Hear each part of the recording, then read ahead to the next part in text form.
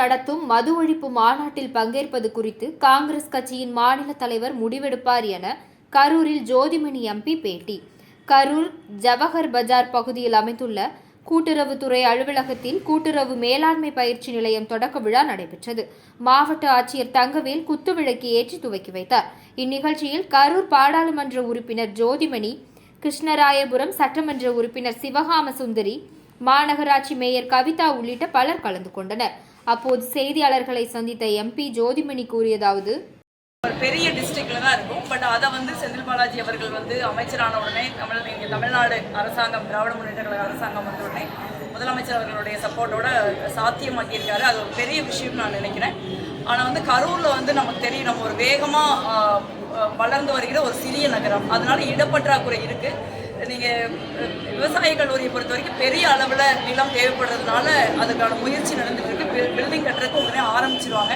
ஒரு ரொம்ப அதிக நாள் ஆகாதுன்னு நினைக்கிறேன். நான் ஒரு விரைவில் அதற்கான பணி முடுக்கி விடப்பட்டிருக்குது. விரைவில் ஆரம்பிச்சிருவாங்க. அதே போல் பொதுமக்கள் நீண்ட நாள் கோரிக்கை, கடந்த 50 ஆண்டு கோரிக்கை போல் கரூர் பஸ் ஸ்டாண்டு இன்னும் அப்படியே கிடப்பில் இருக்குது. அது முயற்சி. கரூர் பஸ் ஸ்டாண்டு வழக்கில் இருக்குது.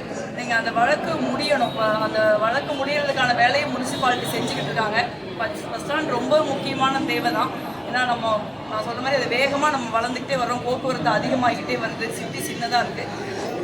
அவங்க முனிசிபாலிட்டி அதுக்கான முயற்சிகளை, கார்பரேஷன் அதுக்கான முயற்சிகளை எடுத்துக்கிட்டு இருக்காங்க. விரைவில் ஒரு நல்ல தீர்வு கிடைக்கும் நான் நம்புறேன். நேற்று தொழில்துறை ஒரு அழைப்பு எடுத்திருக்காரு.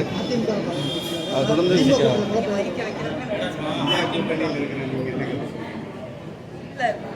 பிசிகாங்கிறது ஒரு தனி கட்சி.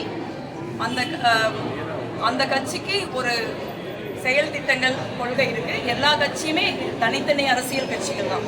ஒவ்வொரு அரசியல் கட்சிக்கும் தனி செயல் திட்டங்கள், தனி நடைமுறைகள் இருக்கும். ஒவ்வொரு அரசியல் கட்சியும் ஒவ்வொரு இஷ்யூக்காக ஒவ்வொரு காலகட்டத்தில் முயற்சி, அதை மக்கள் மத்தியில் கொண்டு போய் சேர்க்க முயற்சி பண்ணுவாங்க. அதே மாதிரி அண்ணன் திருமாவளவன் அவர்களும் ஒரு விசிகேங்கிற தலைவருங்கிற முறையில் விசிகாங்கிற ஒரு கட்சி அதுக்கு மது ஒழிப்புக்கான ஒரு முயற்சியை முன்னெடுத்திருக்காங்க.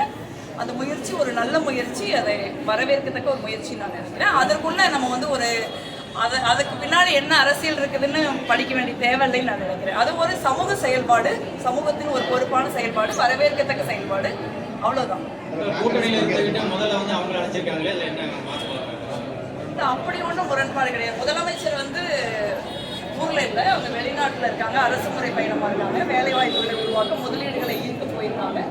அவங்க வந்த அப்புறம் நிச்சயமாக அவர் தான் முதலமைச்சர் தான் திராவிட முன்னேற்ற கழகத்தின் தலைவர். அதனால அண்ணா முதலமைச்சர் அவர்கள் வந்த உடனே அவங்களையும் அழைப்பாங்கன்னு தான் நினைக்கிறேன்.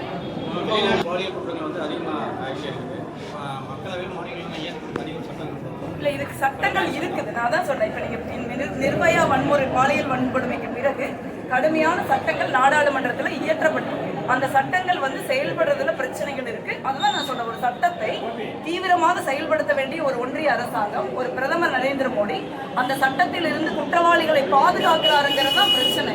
ஸோ அதை தான் நம்ம சொல்றோம். பாலியல் வன்புணர்வை பொறுத்த வரைக்கும் நிறைய விஷயங்களை நம்ம செய்யணும். அதை வராம தடுக்கிறத முயற்சி பண்ணணும். பள்ளிக்கூடங்கள்ல, ஆரம்ப கல்வியில, சமூகங்கள்ல, குடும்பங்கள்ல நம்ம ஆண் குழந்தைகளுக்கு பெண்களை பற்றி என்ன மாதிரி சொல்லிக் கொடுக்குறோம், என்ன மாதிரியான புரிதலை ஏற்படுத்துகிறதுக்கு ரொம்ப முக்கியம்.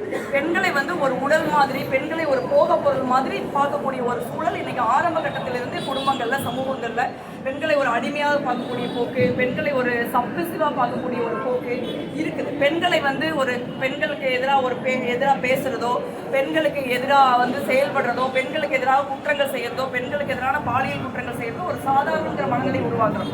நம்ம பார்த்தோம், புதுக்கோட்டை காவல்துறை கண்காணிப்பாளர் ஒரு பெண்கிறதுனாலேயே அவங்க எவ்வளவு பெரிய ஒரு பொதுவெளியில எவ்வளவு பெரிய ஒரு துயரத்தை, எவ்வளவு பெரிய ஒரு மோசமான ஒரு சூழலை அவங்க எதிர்கொள்ள வேண்டியது பார்த்தோம். ஸோ அந்த மனநிலையை நம்ம மாற்றணுங்கிறது தான் ரொம்ப முக்கியம்னு நினைக்கிறேன். அதை நோக்கி தான் ஒரு சமூகமாக, ஒரு குடும்பமாக, ஒரு அரசு